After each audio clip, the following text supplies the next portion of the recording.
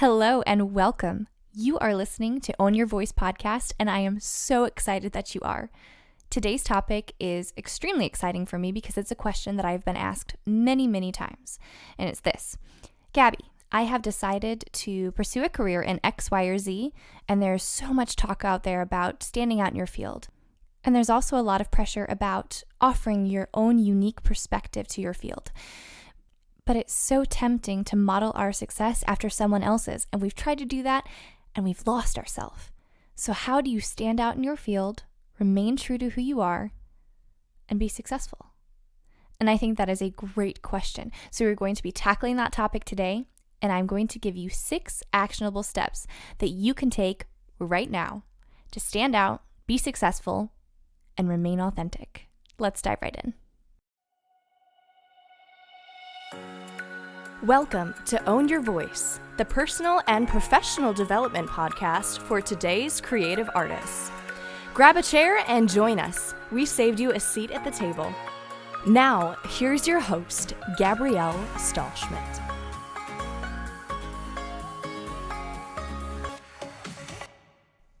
Okay, by a show of hands, how many of you are comfortable with being uncomfortable?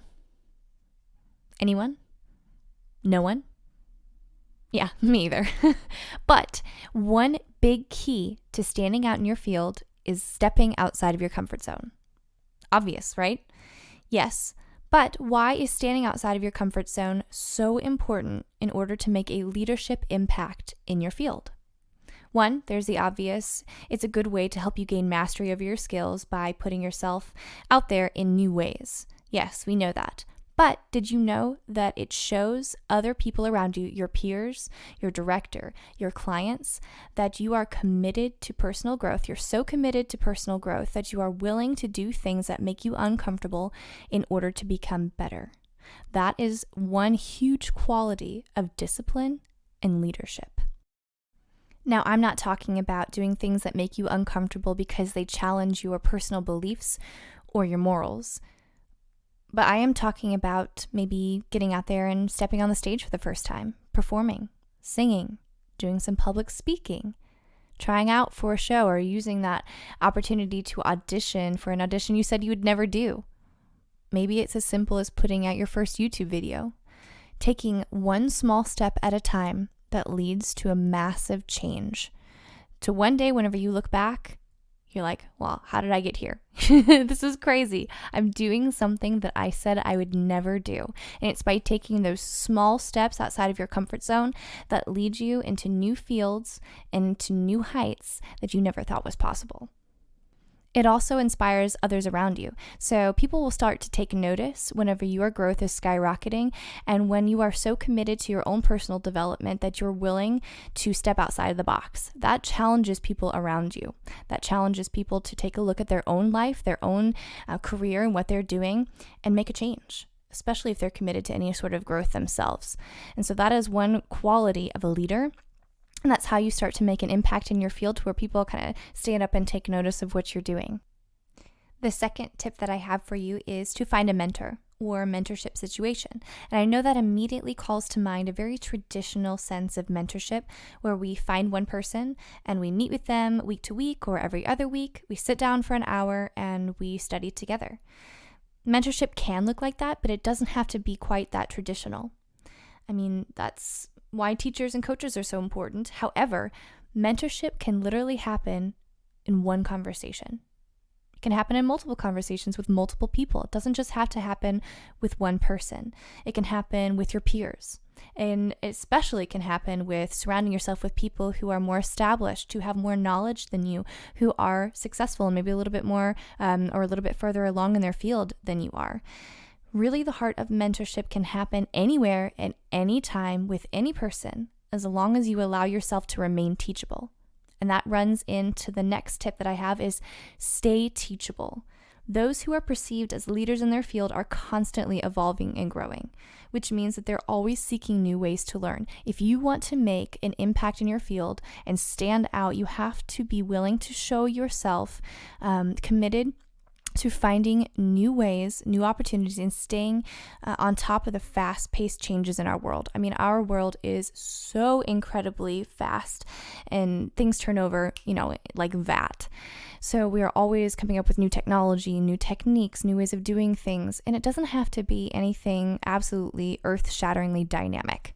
I mean, it can be just finding a new way of doing something that we've done every single day. Doesn't have to be a complete shift in our thinking, but it's staying on top of the changes, staying relevant. I mean, that is huge in becoming successful, is always finding ways to stay relevant, but doing them in efficient ways and in effective ways. Also, that means finding workshops, seminars, watching videos, going to master classes, listening to podcasts, surrounding yourself with creativity and with creative people.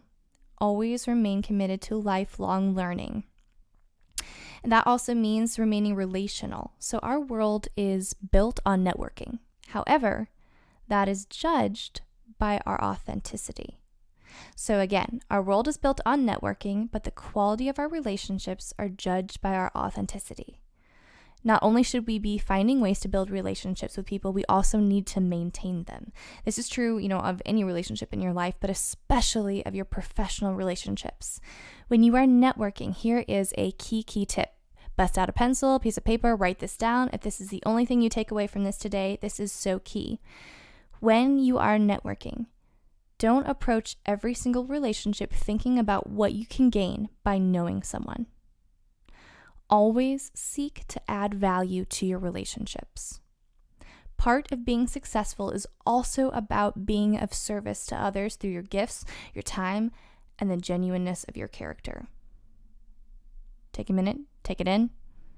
Find ways to add value to your relationships. Support your peers. Establish community. Ooh, here's a good one. Even starting Facebook groups, rallying community around a common interest, or maybe that is something in your field. You should be yourself a connection point in your community to bring people together, to start conversations. And that is how movements are created, is to establish community surrounding your gifts and your strengths. Stand out in your field, create community around it. And the next thing is to know yourself. In order to put yourself out there, in order to be perceived as a leader, you have to understand what you bring to the table. To know yourself, you also need to understand how you're perceived. Ask for feedback. One of the best pieces of advice that I've ever been given is to call every director I've worked with, to talk to every client, and to get feedback from every single audition I've been on, whether it was successful or I didn't receive a callback. It doesn't matter. Find out what you need to work on, where you need to grow, and how you're perceived. Those people who are around you constantly, our family and our friends, have a different perception of us. But for those who are meeting us for the first time, maybe a first-time audition or a job interview or a new client, we only get one chance to make a first impression, and it's not always how we think we're being presented. It's not always what we perceive. Sometimes it's better than what we perceive, and we would have no way of knowing that unless we talk to those people. And sometimes we were perceived in a totally different way that we had no idea that we were portraying of ourselves. So it's so important to get feedback. That helps you understand what your strengths are, how to play to them, and how to minimize your weaknesses. And that runs into our last and most important tip. Own your voice. Put yourself out there through social media, through public speaking, community performances, art shows, whatever that looks like for you in your field. Share your gifts. Use each opportunity as a learning experience. Every time you perform or speak or share, you grow. Every time you present your gifts, you develop a little bit more of a personal awareness. You learn about yourself, what you want to portray through your platform, and through that, you develop a stronger sense of personal authenticity. Put yourself out there, stand out, but stand firm in your unique identity. That is how you make a real impact personally and professionally. First and foremost, grow a voice that you are proud of, and then use it for the benefit of others. Remember, add value, because that is truly what creating art is all about. Thank you so much for tuning in to today's episode. I hope you found these tips helpful.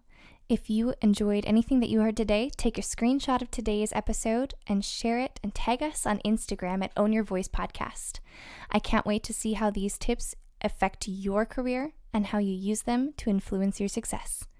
I will see you again soon. Until then, I'll see you in Instagram land. To learn more about the Own Your Voice podcast or to join the growing community, visit GabrielleStudioofMusic.com and the Own Your Voice podcast on Instagram. As always, remain committed to owning the power of your unique voice, because what you have to say, both musically and personally, is much too important not to be heard.